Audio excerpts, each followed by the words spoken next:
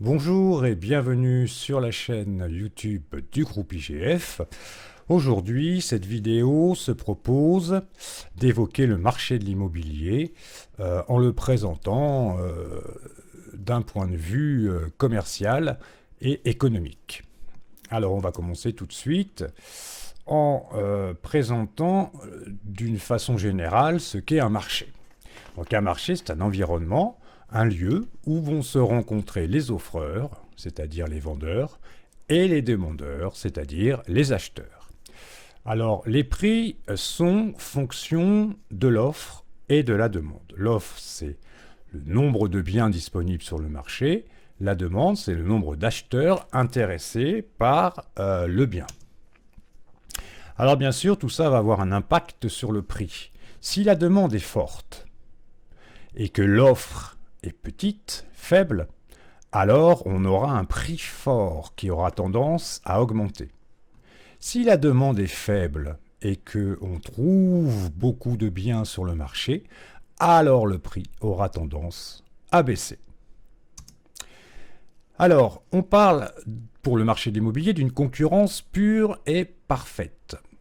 Alors on verra que ce n'est pas aussi évident par la suite. Mais quand on tombe par une concurrence pure et parfaite, que vous pouvez trouver également sous l'acronyme CPP, eh bien, il y a 5 conditions qui doivent être remplies, à savoir l'atomicité, l'homogénéité, la fluidité, la mobilité et la transparence. L'atomicité, l'homogénéité et la fluidité représentent les conditions d'une concurrence pure. La mobilité et la transparence représentent les conditions d'une concurrence parfaite. Alors l'atomicité désigne le fait qu'il existe de nombreux agents économiques sur le marché. Ces agents en concurrence vont vendre les mêmes produits et par conséquent les proposer à des prix identiques ou relativement proches. En effet, le prix au mètre carré d'un bien est fonction des mêmes critères qu'un autre bien identique sur le marché. L'homogénéité désigne le fait que les différents concurrents vendent les mêmes biens, nous venons de le voir, ce qui rend difficile l'établissement d'une marque reconnaissable par le client, ce qui va rendre ce client volatile puisqu'il n'hésitera pas à passer d'un vendeur à l'autre puisque on a une homogénéité de l'offre. Fluidité, donc c'est l'entrée et la sortie du marché. Les entreprises peuvent facilement entrer sur le marché puisque cela ne réclame pas des dépenses excessives. On n'a pas besoin de créer un produit, par exemple. Le produit, en règle générale, il existe, il est sur le marché et on n'a qu'à s'emparer de sa vente pour pouvoir entrer sur le marché. Et de la même façon, il est tout aussi simple de sortir du marché pour ces entreprises sans dépenses importantes.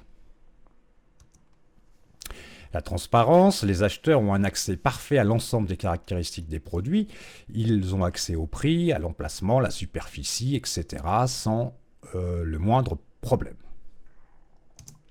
La mobilité, donc la libre circulation, les acteurs du marché, travailleurs et investisseurs, peuvent changer selon leurs envies de crèmerie, si je puis dire. Un vendeur de biens ira vers l'entreprise qui le rémunérera le mieux, et c'est idem pour les capitaux qui vont être placés là où ça rapportera le plus.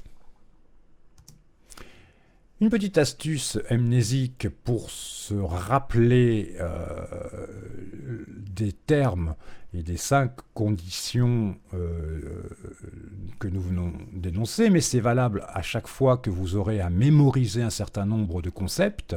N'hésitez pas à créer un mot. Donc ici, j'ai trouvé atoflutamob, donc ça paraît compliqué à retenir, mais ça ne l'est pas tant que ça, faites-moi confiance. J'ai utilisé cette technique lors de mes propres études.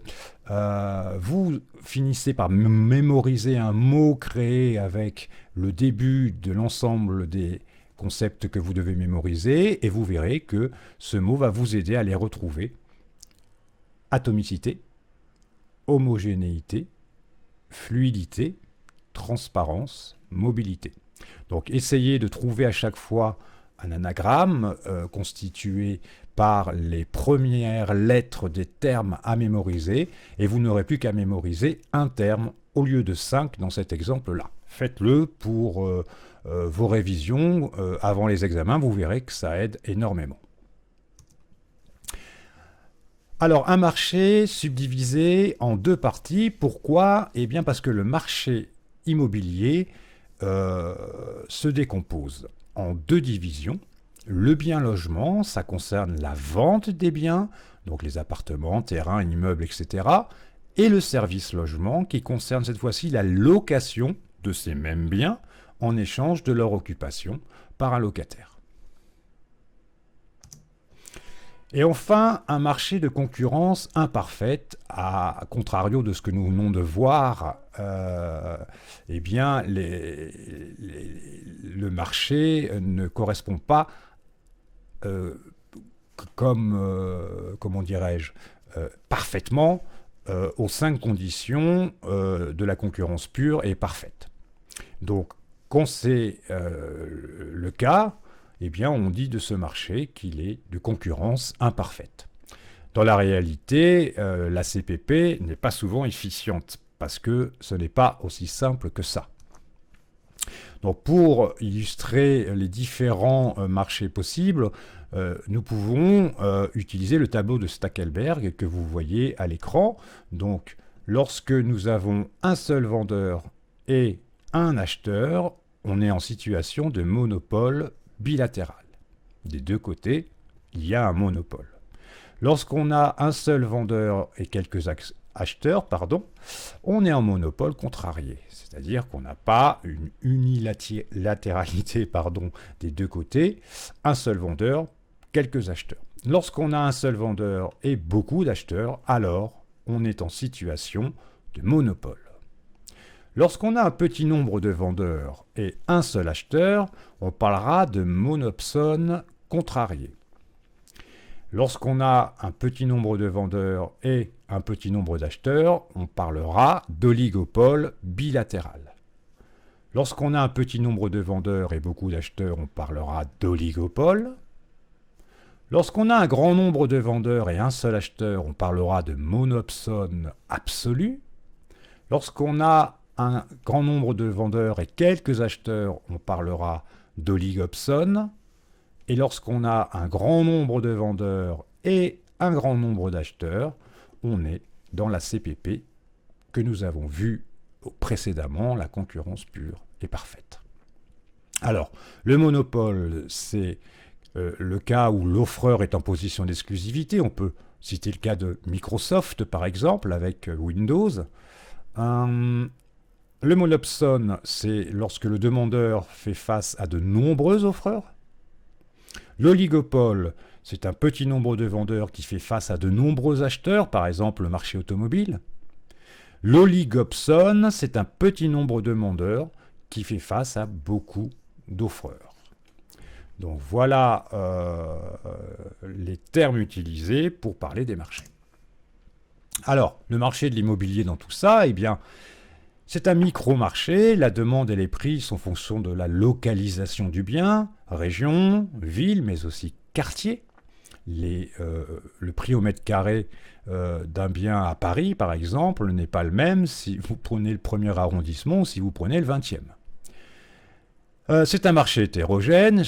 Chaque bien reste malgré tout unique de par son orientation, la disposition de ses pièces, sa proximité des commerces.